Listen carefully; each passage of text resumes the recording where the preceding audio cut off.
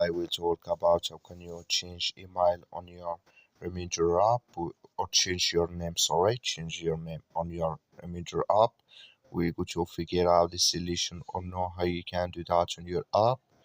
So you just follow this ways, then it's going to work with you.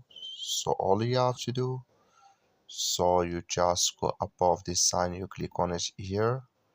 So then it's going to show for you a list like this.